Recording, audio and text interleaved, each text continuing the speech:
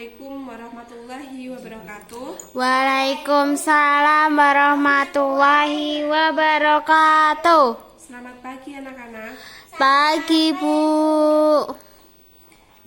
Bagaimana kabar kalian hari ini? Sehat, Bu. Alhamdulillah.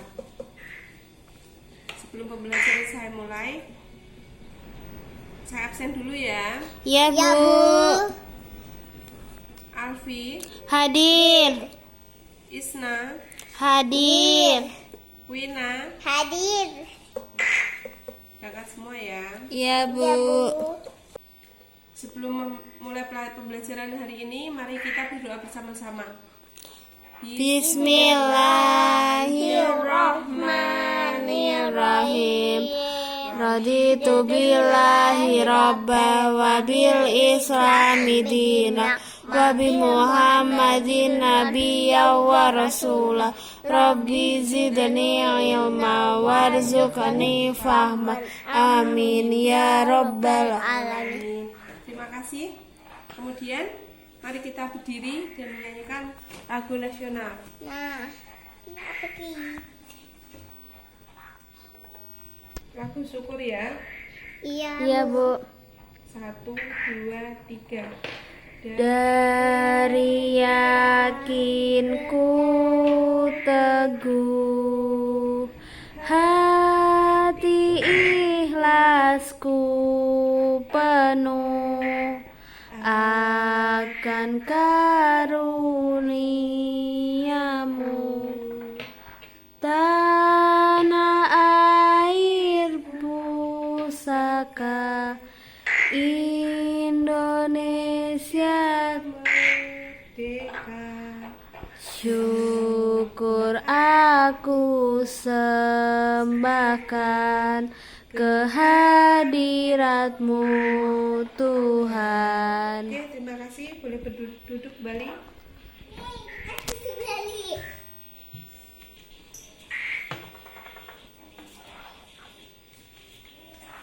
Ini kita akan buka bukunya ya.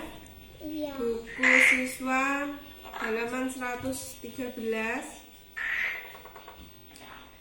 Ini di tema 7 ya, subtema 2 tentang peristiwa kebangsaan seputar proklamasi Indonesia. Kalau di pembelajaran keempat ya, kemarin pembelajaran ketiga kita belajar tentang PPKI dan BPUPKI. PPKI artinya adalah Panitia Persiapan Kemerdekaan Indonesia. Kalau BPUPKI artinya adalah Badan Penyelidikan Usaha-usaha Persiapan Kemerdekaan Indonesia. Baik, kalau hari ini kita akan belajar tentang peristiwa kebangsaan seputar proklamasi kemerdekaan. Nih ya. Proses pembentukan NKRI. Proses pembentukan NKRI ada berapa? Ada berapa poin? Ada 4. Ini ada 4 poin. Nih. Yang pertama adalah pembentukan kelengkapan pemerintahan. Ini pada tanggal berapa? 18 Agustus 1945. Nih ya. Kemudian yang kedua ada pembentukan Komite Nasional. Pembentukan Komite Nasional Indonesia. Yang ketiga ada pembentukan alat-alat kelengkapan keamanan negara. Yang keempat adalah pembentukan lembaga pemerintahan di seluruh daerah di Indonesia.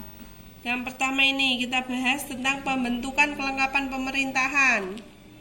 Tuh, melalui pembahasan secara musyawarah ini ya. Ini sidang keputusannya adalah mengesahkan Undang-Undang Dasar memilih presiden dan wakil presiden Insinyur Pak Soekarno itu sebagai presiden RI dan Dr. Andes Mohatta sebagai wakil presiden. Kalau pembentukan Komite Nasional Indonesia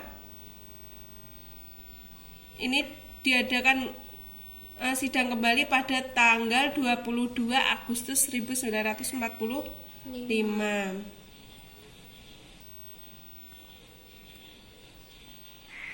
Kemudian yang ketiga ini alat kelengkapan keamanan negara. Nih, diputuskan pembentukan Badan Keamanan atau BKR sebagai bagian badan penolong keluarga korban perang yang merupakan induk organisasi dan tujuan untuk memelihara keselamatan masyarakat serta merawat para korban perang. Yang keempat adalah pembentukan lembaga pemerintahan di seluruh daerah di Indonesia. Nih, ini ada pembentukan, ada tiap-tiap provinsi merupakan lembaga yang akan berfungsi sebagai Dewan Perwakilan Rakyat. Daerah sebelumnya diadakan pemilihan umum. Nih, ya. Kemudian kita akan belajar tentang teks, ya. Ini ada bacaan tentang Ahmad Soebardjo. Nih, dibacakan coba Alfi. Ya Bu, Ahmad Soebardjo lahir di Karawang, Jawa Barat pada tanggal 23 Maret 1897. Beliau dikenal sebagai sosok yang rendah hati dan bersahaja. Peran yang menonjol adalah ketika beliau ikut menjadi panitia 9 yang merumuskan Piagam Jakarta yang menjadi cikal bakal pembukaan UUD 1945. Beliau juga menjadi penengah antara golongan muda dan golongan tua ketika terjadi perbedaan pendapat.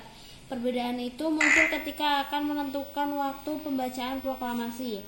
Ahmad Soebardjo juga dikenal sebagai tokoh perumus naskah proklamasi kemerdekaan Indonesia. Beliau diperintahkan oleh Insinyur Soekarno untuk mengutip kata-kata dari Piagam Jakarta, terutama bagian pembukaannya, yaitu atas berkat rahmat Allah maka rakyat Indonesia menyatakan kemerdekaannya.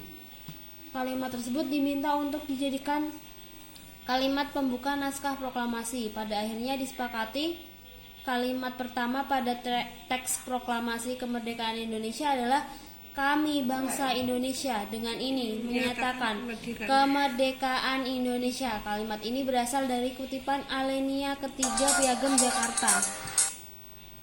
Ya. Terima kasih ya Mbak Vivi ya. Iya Bu. Sekarang kita jawab bersama. Judul teks tersebut adalah teks apa? Ahmad Soebardjo. Bagian yang paling menarik dalam teks tersebut adalah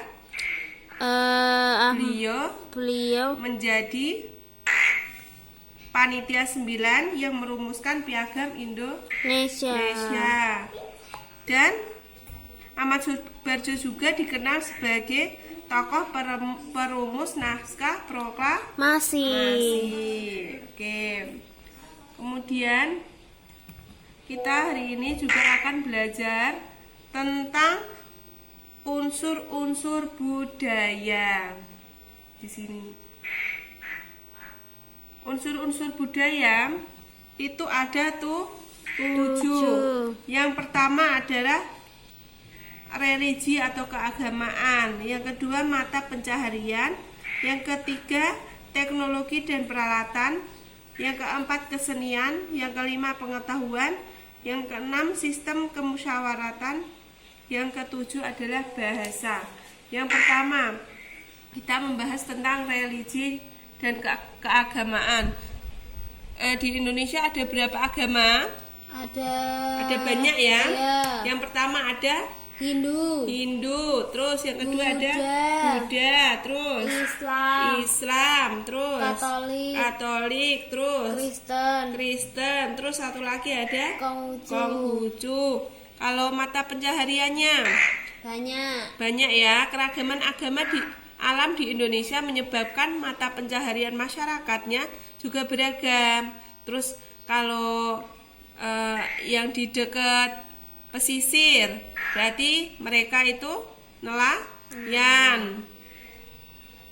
Kalau yang tanahnya subur berarti menjadi petani. Tergantung daerahnya ya. Yang ketiga adalah teknologi dan peralatan, berkaitan dengan kepandaian dan keterampilan. Ya, ini ada alat pembuatan makanan dan minuman ini. Yang keempat ada kesenian. Keseniannya juga berbeda-beda ya. Ya. Ada seni ukir, seni lukis, seni rias. Yang kelima ada pengetahuan, sistem kemusyawaratan dan bahasa. Nih, berbeda-beda suku pasti beda-beda juga bahasanya. Ada bahasa Jawa, ada bahasa Batak, ada bahasa Sunda. Ya, buat hari ini cukup sampai sini ya pembelajaran kita. Ya, Bu. Ada yang perlu ditanyakan? Tidak ada, Bu. Ya. Terima kasih. Maka pembelajaran hari ini kita tutup dengan bacaan berdoa bersama-sama. Alhamdulillahirabbil alamin. Cukup sekian. Wassalamualaikum warahmatullahi wabarakatuh. Waalaikumsalam warahmatullahi wabarakatuh.